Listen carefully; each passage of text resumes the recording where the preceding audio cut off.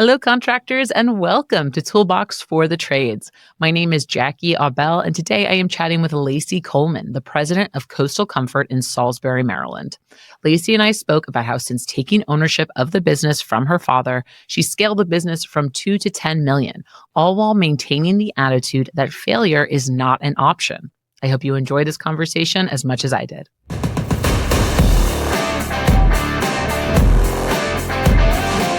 Lacey Coleman, you are the president of Coastal Comfort in Salisbury, Maryland. Today, you and I are going to be talking about how you grew your family business from 2 to 10 million while being a female trailblazer in the industry. Welcome to Toolbox for the Trades. Thank you so much, Jackie. I am so happy to be here talking with you today. I am so excited to talk with you, to give everyone a little peek behind the curtain. Sometimes whenever I get ready to do these podcasts, I always, chat with our guests a little bit beforehand. And Lacey and I just have so much in common that we could probably sit here talking for hours on hours on hours about stuff not trade related, but we're going to try and keep it focused to the industry. But before we even get into that, I'm going to kick this off with an icebreaker. And Lacey, you should know, this is a question I used to ask on the show all the time. However, I slowly weaned it out, and I think I'm going to bring it back because people always cite how much they loved it. So for our icebreaker today, I would love to know what song, if any, would be the soundtrack to your life. All right, this is actually a really hard question. I think Otis Redding, Change is Going to Come, because if there's one thing that's inevitable is change, and just kind of looking back at, backwards and forwards of my life, always in the pursuit of excellence means you're always evolving and changing. So I think that kind of sums it up a little bit. Yeah, that is such a wonderful and touching song. I always joke that my response to this is the Benny Hill theme song, like the horns, like, because I think that is kind of like, I feel like life's been really chaotic recently, but that was such a thoughtful and beautiful answer that really speaks to all of the things you've done in your career so far. So I think it honestly sets the stage perfectly. So let's get right into it, Lacey. How did you get into the trades? Once upon a time, I was in college for business. My father originally started the company in 2005. He started with a business partner initially. I knew nothing about heating and air conditioning, home services. I knew that's what my dad did, but short of him going to work and coming home, that was really the extent of it. I really had plans I really wanted to be in business, but I was really thinking more of like a retail store corporate track. So I was in college for business administration, and I was working at the time as a certified pharmacy technician. I got pregnant when I was 19. So I was working full time, going to school full time, and eventually I had a baby. When all of this is going on, unfortunately, the partnership that my dad had created, I think he was about 2 years into the business, but the partnership ultimately dissolved. My father retained the 100% shares of the company. The company was in a really terrible spot. Truthfully, could have gone out of business, maybe should have. A lot of money was owed to distributors. So the company was in a really bad spot. On the flip side, I am working at a pharmacy. We ended up being robbed at gunpoint when I was about 5 weeks pregnant. And that was a really terrible, scary experience.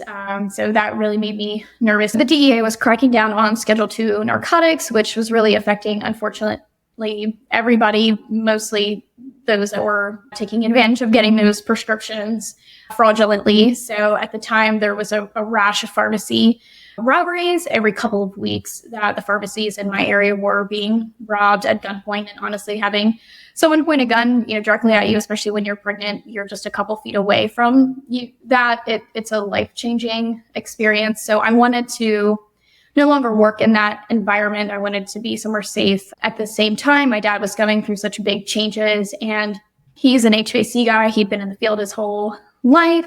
He wasn't really great at office or, the business side of things. And I was really young, not that I knew necessarily what I was doing either. So at the time, it made sense, I think, for me to come and really just help him. At the time, I ended up having my daughter, and then I was able to bring her along with me to the office for a while. So that's kind of the very beginnings of, how the different pieces kind of played a part of landing me where I am. It definitely wasn't the plan or the dream, but that's where we are. I know. It's so many different factors that contributed. Your dad's business partner leaving the business, you having that horrendous experience, you getting pregnant, all of these things changing really kind of put you in this position to join your dad. And you were one of four, correct? So that you were the only child of his that was like, all right, I guess I'll help you with the business, right? Yeah, definitely. I have a sister that's registered nurse. I have another sister that's a teacher. So they're all older than I am. My siblings. I'm the youngest, and it just really the pieces just kind of fell into place. It wasn't the plan to have any of us involved in the business. It just made sense at that time.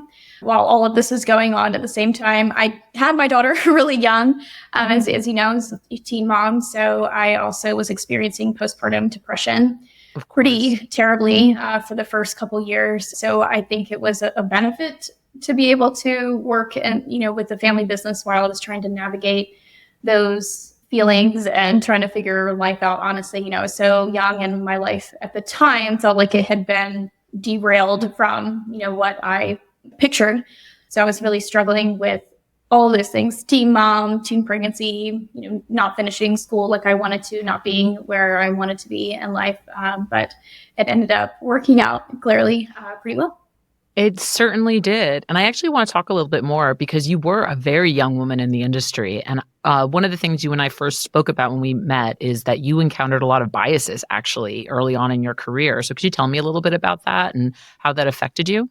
There's not a lot of women in the trades in HVAC or across the board. I think women ownership is less than 2% or something like that in the construction envelope across the board. So initially, especially if you know the area that I'm from, it is more rural, and we are 10 years or so behind bigger cities with things that, I joked up until, 5 years or so ago, phone books were still relevant, which seems crazy because I think they've been gone in other markets for, 15, 20 years. But it's just a different market where things are a little slower to come here when that, socially, things changing is no exception. So initially, it was really, really difficult. I had customers say, one, like, women in charge is what's wrong with the world, or you're not just a pretty face, you actually know what you're talking about. Or if I would try to explain, certain things to customers, they just were sometimes hostile and wouldn't believe what I was saying. I could have one of my male counterparts or colleagues call and say basically verbatim what I would say, and they would listen to if the same message came from a man, or if someone said, hey, I'm going to talk to the owner or a manager, and I would come on the line like, yeah, I was waiting for the man to come to the phone. So there was a lot of just things being said, just being treated as if I didn't know. I was young too, but I never have pretended to know everything there is to know about this industry. We're always evolving and changing. It's kind of a theme here today. So we're always evolving and changing, but I was very dedicated to learning and listening to, my guys in the field. And that's how I've learned as much as I have is, I have technicians, salespeople, installers that are out every day. I've been in the industry, and I was able to learn a lot, just even reading invoices to determine, if we went out on a specific work order and the information said these were the symptoms, and then I look at the diagnostic, just, like a doctor would, and I could really start making the correlation of, different things and how the systems worked. And I was able to learn a lot of information that way. So I would say for the first, 8 to 10 years or so, it was really an uphill battle.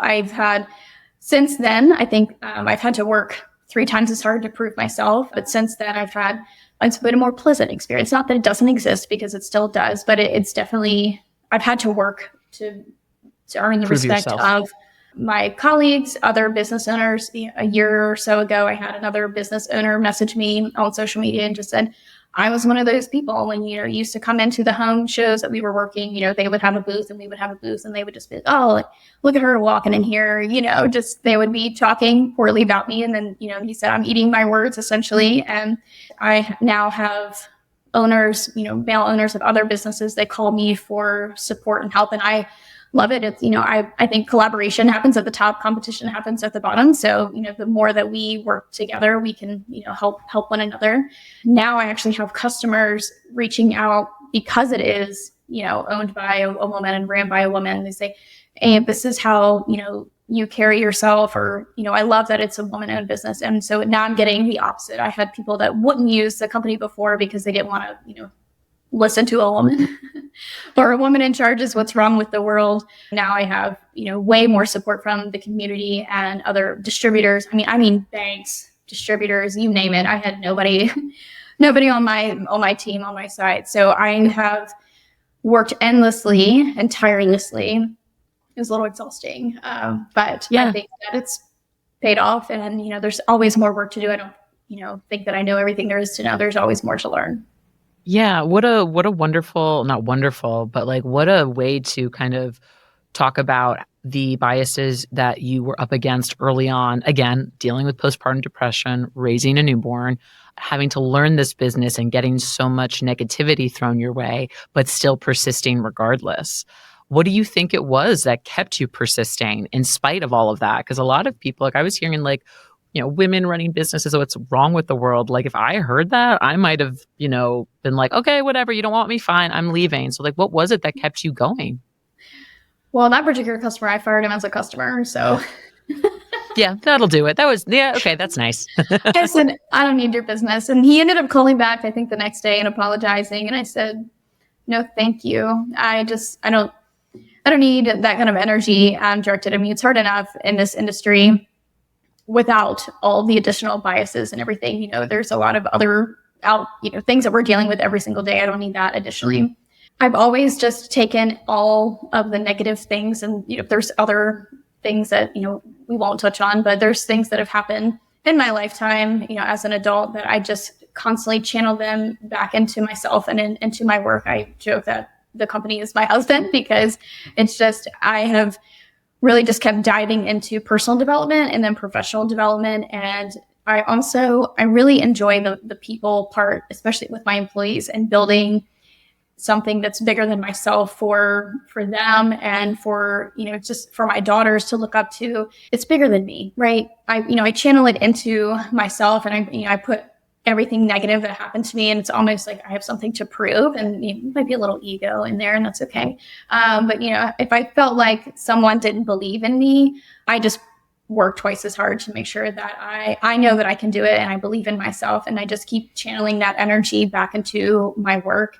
I put it in, my employees.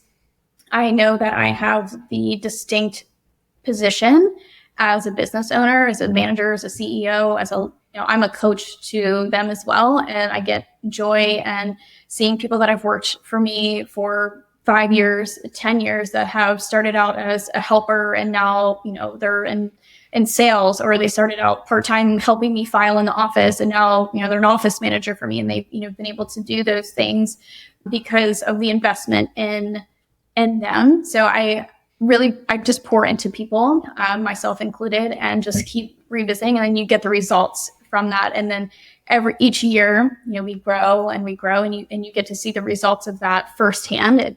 Things don't change overnight, but you can look at the long term. I can say we're a completely different company than we were 3 or 4 years ago, but definitely different than we were 8 years ago, and who we were 15 years ago. You wouldn't even recognize us. Amazing. That's a beautiful answer. So you already kind of hinted at this in your answer. You are a woman-owned business, so dad is no longer in the picture. When we first spoke, you talked about you taking ownership as kind of a gentle takeover. I'd love to know what inspired you to take on full ownership of the business, and how did that play out? I say gentle because that's a nice way to put it. It was didn't hostily take over, but I definitely pushed a little bit. It would be very awkward to do a hostile takeover with your own father. So yeah, this would be a whole other podcast if you did that. But yeah, I'm sorry, I didn't mean to interrupt. Keep going. No, you're good. So honestly, being a little bit naive, maybe being young, was probably a really good thing, because I just, even though there was those challenges and, that we discussed, I just really I'm very headstrong, super independent, a little stubborn. So I wanted to be more. I wanted to be bigger. I have really big goals for myself and, in life, and, things I want to be able to do with my children, for my parents. Going back a little bit, kind of a sidestep, my parents raising 4 kids on what they had in terms of in life. Neither one of them have a college education. My dad dropped out of school relatively early in life, and he was able to learn a trade and start the business, which is phenomenal. But he never wanted it to be big. He never wanted to be more than what he could handle. And I did. I really wanted to scale the company. I wanted to do more. I really focused on branding. I wanted to create something that continued to grow, to continue to get bigger, so that way it could support my parents and a good life, and same thing for myself, and also creating opportunities, as I mentioned before, for my employees along the way. We had a lot of tough conversations. He really wanted to be small. He was very nervous that the bigger that it got, that it was easier to fall. The bigger you are, the more work you need, the more employees you have, the more mouths you have to feed, the more responsibility that you have. I'd say failure is not an option, right? So I just didn't accept that I would ever fail. So we had some tough conversations, starting more than a decade ago. And I just said, you're in my way. And, I'm proving myself over and over and over again. And you're in my way. And I want to be able to push and do more.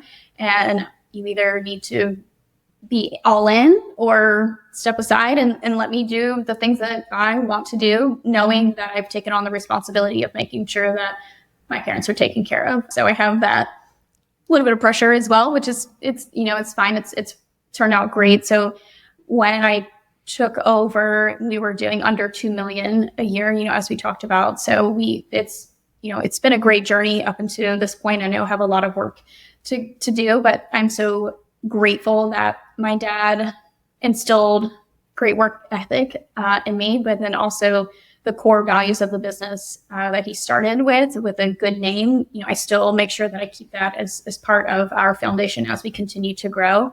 But also I want him to be proud and know that I can take this, even as a woman, as someone that's never been in the field, that I can take it to, bigger and greater and new heights. Amazing. Wow. So you basically told your dad, get out of my way. And he was like, okay. Yeah, it was a couple conversations. It was a few, because he was nervous. He didn't want to let go. And once you work for someone else in the industry for, a long time, and then when he left and started this business, he just never wanted to have to go back and work for someone else if it didn't work. So he was very worried about the failure part. And I just look at it as failure is not an option, and that will never happen. And I will make sure that it doesn't happen. So we just think differently, and that's okay. Honestly, we just had different thought processes and how things should go. He felt if things stayed small and more, tightly in control, possibility of failure was significantly less than, what I'm doing. So it's kind of fun. Sometimes I'll call him and be like, hey, guess what we did, in sales this month, or, guess what our gross revenue, is compared to last year, and different things, and kind of a guessing game, because he truly doesn't have any part to do with the business. And it's fun to see, because, what we used to do in a year when I first joined the business, or we got to that point after a couple of years of me being with the business, we can do in a month now. So it's really cool to see the growth. And now, my parents are super proud, and they of course trust me now. I think that they are a lot more comfortable with the idea now. Of course they're proud of you. I'm proud of you. And I don't even know you that well. I mean, this is a really phenomenal story, Lacey. And I mean, speaking to your success, right? You guys are up to 10 million now, and you actually just recently did your first $1 million month. Congratulations. Thank you. So kind of stepping into the more strategic side of things, tell me a little bit about what programs or strategies or processes you implemented to kind of make this happen. Or is there any one of those things in particular that you attribute a ton of that success to? We have performance programs for my technicians that helps. We built a culture that people want to work for us in long term, so I don't have an excessively high turnover. We have a great training program with apprentices. As you know, those people, there's always a shortage. So in order to meet the demand, you need more people. So we started working with the local tech schools, high schools years ago, and hiring directly from the program. So we have great relationships with them, and we kind of bring those in just to kind of even meet the demand. But honestly, I'm a big part of it. And I know there's probably some small to medium-sized companies that are probably facing this now, is hiring management. So it was just kind of like me and everyone else. And I was getting in my own way, and I just can't be part of everything. I was really restricting my own growth because it's a big step. You have a big salary, you have more overhead, all these different things that contribute to it.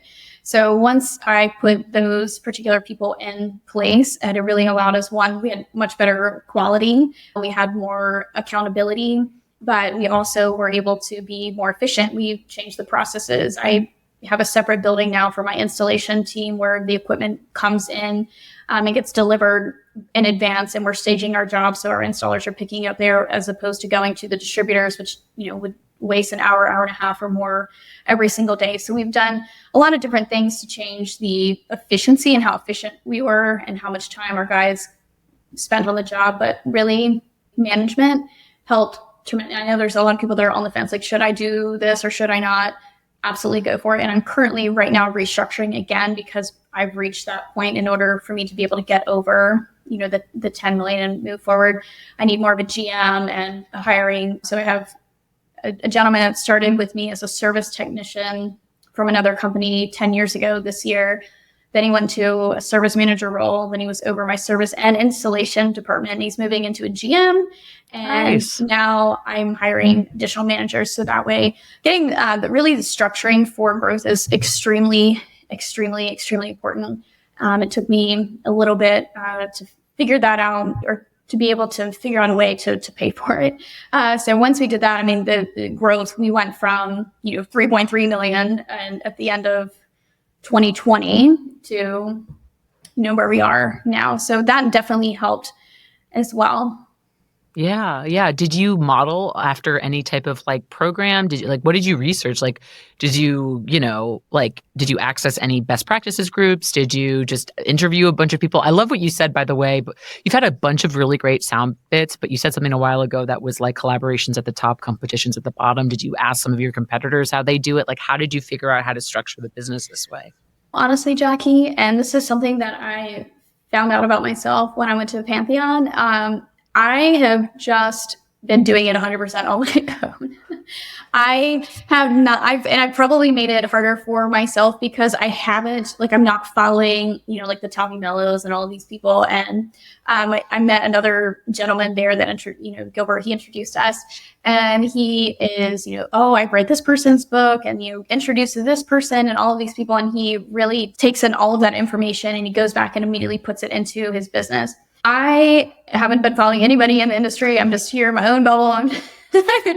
Well, that's impressive. You realize how impressive that is. If you've just been doing your own thing and you haven't been following any best practices or anything like that, that's really impressive still, Lacey. Just trying to figure out what's up here. So I know that I think that's the advantage of going to Pantheon. And we're carrier dealers. So I go to their annual dealer meeting every year. We saw Mitsubishi ductless as well. And I go to their summit as well. But the Pantheon was honestly just a very different type of experience, different energy than those. Not that you do networking at those events, but it's different than at Pantheon. And that's, I think, a great experience. It was my first time going.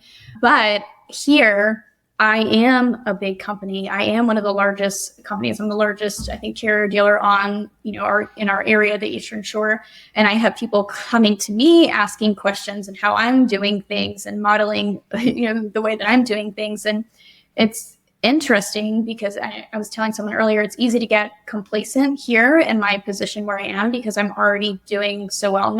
But I know that there's always work to do and there's always things to change. And when I said earlier, the pursuit of excellence means you're constantly evolving. So going there and seeing these massive, big, huge companies that are doing incredible things that are super, super advanced, are using a lot more different types of softwares and tools that I'm not using yet. It's really good. And to get that experience and talk to those people and see how they are. So now I know in order to get over the hump right now, the 10 million mark, where I am now, to be able to push forward to be a 20, 40, $60 million a year, I will need to be doing that. So send me your book recommendations. Oh my goodness. So I have a lot to, and I have read different leadership books like Atomic Habits and things like that, but it's just very different from, HVAC and the processes every day. So I'm thankful that I've been able to figure out what I can on my own, but it's probably taken me a little bit longer than it should have. So I definitely would say, there's a lot of resources out there and people to turn and talk to. And I'm really grateful for some of the connections that I was able to make and the people that I was able to meet at Pantheon. Yeah, a little bit longer. You were figuring out life while you were also figuring out the business. So we're going to give you some grace there because you're not even 40 yet, Lacey. You and I are like in the same generation, which is just incredible in that I can't imagine running a $10 million business and you're doing it, which is fantastic. So you've managed to do all of this while being a single mom of two. And I would love it because I know this is really important to you. So tell me a bit about that experience and how it shapes the person that you are today. Having my children, it gives you a different purpose in life. And where we live, as I mentioned, it's a more rural area, smaller area. They go to the same high school that I went to, and some of the teachers are the same people, and some of the teachers are also people that I went to high school with, which is cool. There's a very community feeling there. The Eastern Shore from where I am, that's what we call it. So it's Delaware, Maryland, part of Maryland, and a smidge of Virginia. So we call it the Delmarva or the Eastern Shore. So having my children, it's been hard finding a balance. Because what is that when you're trying to scale a company to the heights that I want to be able to scale to, but also be there fully present for my children. I'm at every equestrian horseback riding show. I'm at every gymnastics meet, trying to get them from point A to point B, driving back and forth, and literally killing myself trying to make all of those things happen. I would say I've definitely been in survival mode. It's gotten a little bit easier. My oldest daughter, she was able to get her driver's license this year. So thank goodness for that. So it gave me a little bit of a reprieve to just be able to have her drive herself to work and to different things. And I got to the point where I just was every day, taking it in small bits. And just, if I think about the big picture of all the things that have to be done, it can get very overwhelming, but just focusing on the immediate things right in front of you. So it gives me a different drive to be able to show them, one, they are way stronger, way more independent, way more confident in who they are, I think because of my experiences in life and how I've channeled that into, back into myself. You have decisions, right? So whether you think you can or you can't is completely up to you. Our circumstances is how we respond to them. And that's, what I tell my daughter. It doesn't matter what someone did to you or what they said to you, how you respond is more important. So responding to all the different adversity and different things that have come up, I think has in turn shown them how to be a strong, independent woman. I have drive. My parents have exemplified a strong work ethic since the beginning of time, especially taking care of the 4 kids. My mom worked 2 jobs. My dad worked in the industry, but also did a lot of side jobs as well. So I saw them work a lot, and I just wanted to create a different experience for my kids, but also give them an experience off the Eastern Shore. Last summer, we went to Europe, and we were able to go to a couple different countries. And this year we went to Hawaii, just different cultural experiences, just different experiences off the Eastern Shore, so they can be more open-minded to understand that there are lots of different types of people. There's a lot of opportunity here and outside of here. And if you want to leave and come back, that's great. But I always say I want them to, whatever happens to them, is to channel it back into yourself and turn it into something positive. There's a learning experience in everything that we do. And it's up to you how you move forward. And being a mom, it was hard. It's been hard. It still is hard. It's not perfect.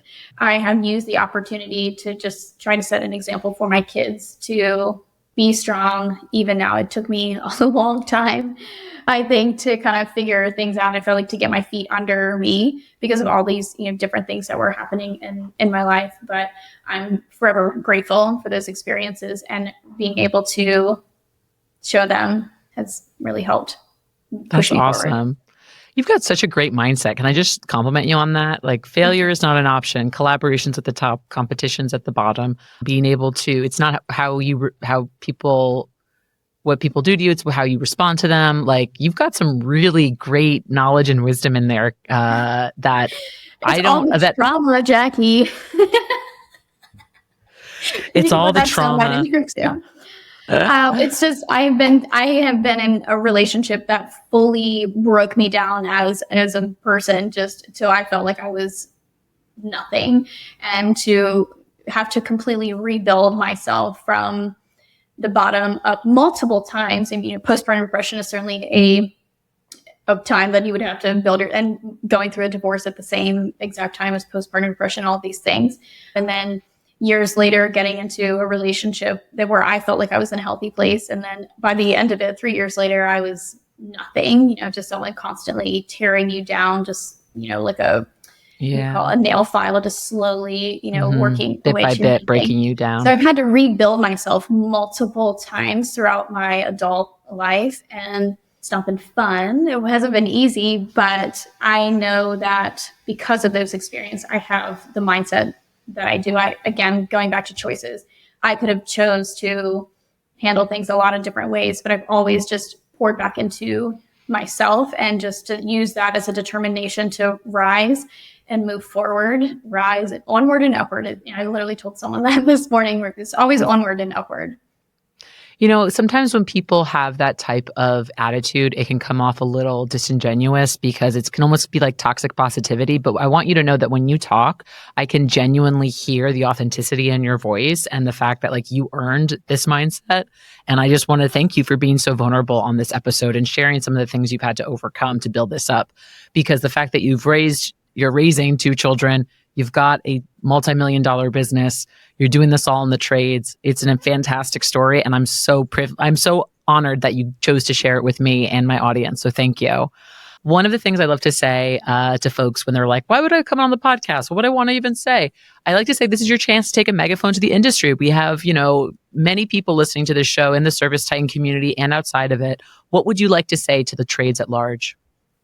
Well, I think I kind of already touched on a little bit, and it's definitely whether you think you can or you can't, it is what's going to happen to you. You really have to channel that energy into, figuring out a way to move forward. If you think that you can, or you think it's something is impossible, then it probably is. And it's funny that you mentioned toxic positivity, because I joke sometimes, because I do just try to find a way to make it happen. There's a way to make it happen. And I try to run a very good company. We have a great reputation, a great brand. A lot of our work comes from referrals, because we treat people with respect and kindness, and we don't try to get over on people, but to be able to just figure out a way to move forward. But it all is in your mindset. And I have met other companies at different things, and one of the questions is how much you do in a year? It's just something that comes up.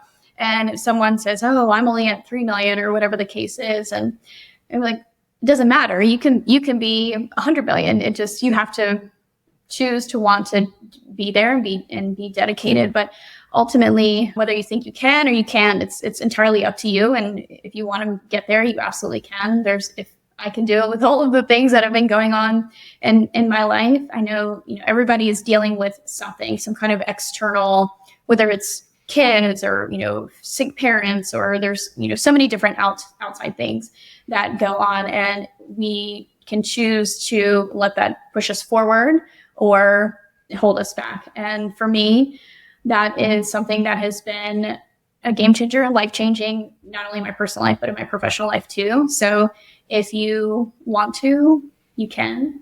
You just have to believe in it. And I tell my daughter the same thing, because she has really terrible anxiety, and she does competitive gymnastics.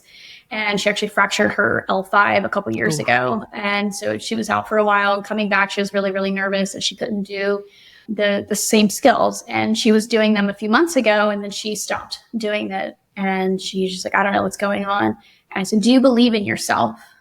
And she was crying, and she said, no. I said, that's it. That's the problem. You just don't believe in yourself. I believe in you. Your coach believes in you. I said, but I can't fix it, and neither can, your coach. You have to believe in yourself. And when you go back to practice, or whatever the case is, you're flipping your vault, you have to visualize yourself doing it. And then you have to have the belief that you can do it. You already know that you have the skills. Now you just have to put it together. It's always up here, and it's in here. It's your head and your heart. So if you have the head and the heart, and you already have the skills, then what else do you need? And so guess what? She started doing it again. Well, I genuinely can't think of a better way to end this interview, Lacey. Thank you so much for donating some of your time to share your story. I am motivated by this interview. I'm like charged up, and I'm sure the folks listening are feeling the same way. So thank you so much for coming on Toolbox of the Trades. I can't wait to see where Coastal Comfort's going to be in the next few years. Thank you. Well, I hope to see you next year at Pantheon, because now I'm a believer and I would love to go again. So when we're there, we have to catch up and share stories.